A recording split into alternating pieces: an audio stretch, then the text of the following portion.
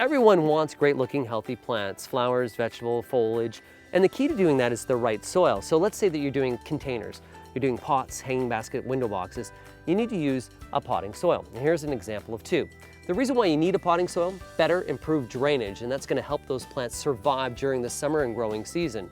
Now the difference between these two is this one here has a moisture control.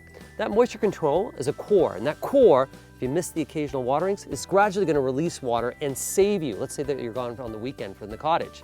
Another upside of both of these potting mixes is they have fertilizer, and with that fertilizer, feeds for up to 6 months. So you want healthy looking plants, vegetables, flowers.